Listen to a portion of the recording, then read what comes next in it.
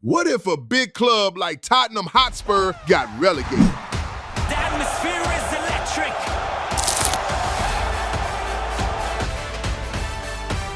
The ball moves slowly across midfield, each pass carrying more weight than it should, as if even the players can feel what's at stake.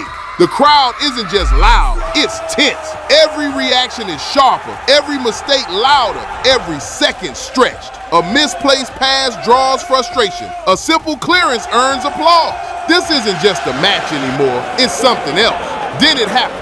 A quick break, a sudden run. The defense hesitates just for a second. The shot is taken.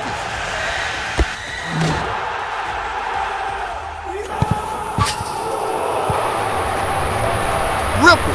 Goal! And this could be the one! The goal that drags them closer to relegation. The sound explodes, but for some, it collapses into silence. A man in the stands lowers his hands slowly from his head, staring at the pitch as if refusing to accept what just happened. Beside him, his young son looks up, confused, sensing the shift without understanding it. The father exhales quietly, his thoughts no longer on the game, but on the table, the fixtures, and the narrowing space between safety and collapse.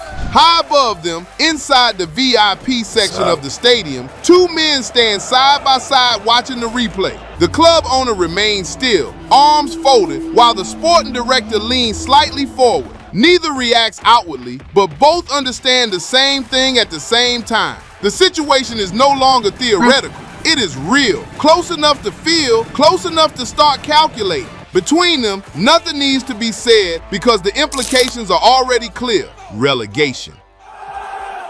And in that moment, the match stops being just football. Because what is unfolding on the pitch is only the surface of something much bigger. The Premier League is not just a competition. It is a multi-billion-pound media ecosystem. The league's broadcasting deals are worth over £10 billion across cycles, and each club earns roughly £100 million to £160 million per season, depending on performance and exposure. The players run, the ball moves, but what is really in motion is revenue. From where they stand, the owner and sporting director are no longer watching the game, they are processing consequences. A drop from this level would not unfold slowly. It would happen immediately. Revenue streams that have sustained the club for years would begin to contract. Projections would need to be rewritten. Decisions would need to be made quickly because relegation is not gradual, it is instant. The moment a club drops into the bottom three, it exits that system and enters the EFL Championship, where broadcasting income can fall to under £10 million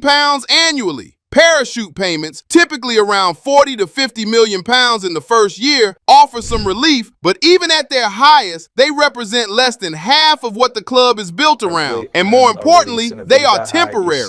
What both men understand, without saying it, is that the real problem is not just the drop, it is the speed. Because the club does not shrink overnight. Wage structures remain, and top clubs often carry salary commitments between £150 million and £200 million a year. Transfer obligations, sometimes £30 million, £50 million or more, continue to be paid in installments. Infrastructure costs remain fixed, but the income that supports all of it disappears almost instantly. And so the thinking shifts, not toward growth, but toward survival. Players are no longer just part of the team, they become financial variables.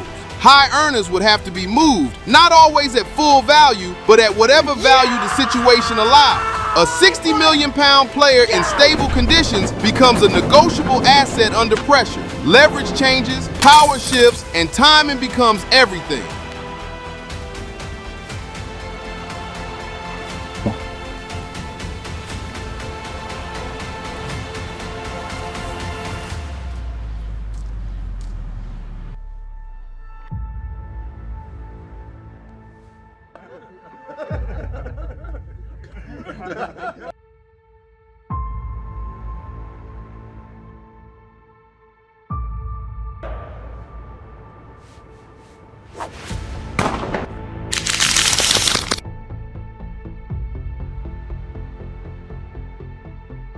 Commercially, the effect is just as immediate. Sponsorship deals built on global visibility begin to adjust. A Premier League club offers access to millions of viewers across continents, but outside of that system, the exposure narrows, and in business, visibility defines value. The owner's gaze drifts briefly from the pitch, not out of distraction, but calculation. Because beyond the stadium, beyond the match, the system continues.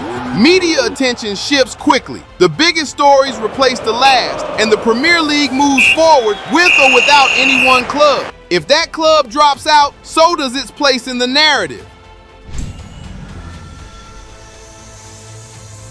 This morning, the training ground carries a different energy. The same pitches, the same drills, but a different weight. Players move with less freedom. A misplaced pass lingers. A missed shot draws silence. Because now every moment carries consequence. Top players understand what this means, not just emotionally, but financially. Reduced leverage, contract uncertainties, career paths that may need to change faster than expected. A player pauses mid-session, hands on hips, staring at the ground, not thinking about yesterday, but about what comes next. Nearby, the coaching staff observe closely. They do not need data to see it. They can feel it. The manager stands still, watching everything unfold. Not just performance, but hesitation, decision-making, confidence. He knows what he is asking of them, to play freely in a situation that feels anything but.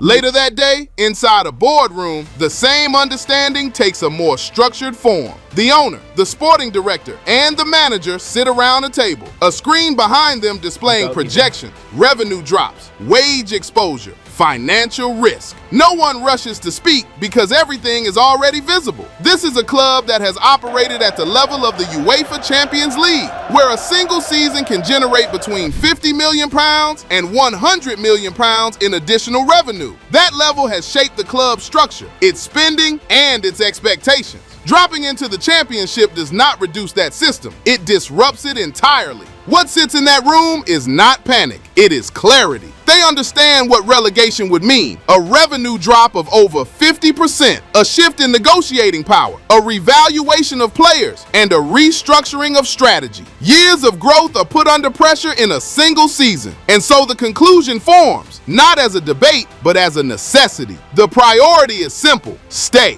Because everything depends on it. Not just pride, not just performance, but position. In a system where staying in the Premier League can mean over £100 million a year, and falling out of it can cost just as much.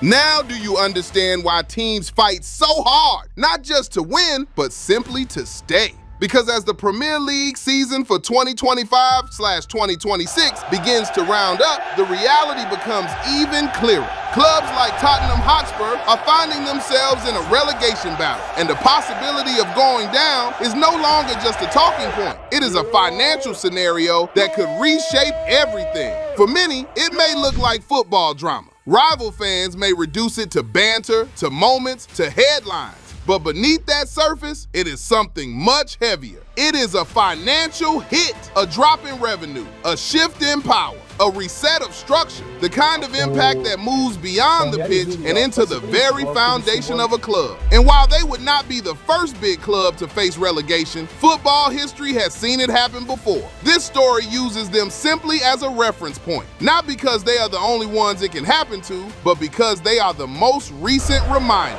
Because the truth is, it can happen to any club, and that is what makes modern football what it is today. More competitive, less predictable, not just in England, but across leagues around the world. The margins are smaller, the stakes are higher, and the consequences are immediate. If you found this story insightful and you want more financial storyboards that break down real-world scenarios like this, how they happen, what they mean, and how they affect everything around them, then subscribe and stay with us. Because sometimes the biggest stories in football are not just about the game.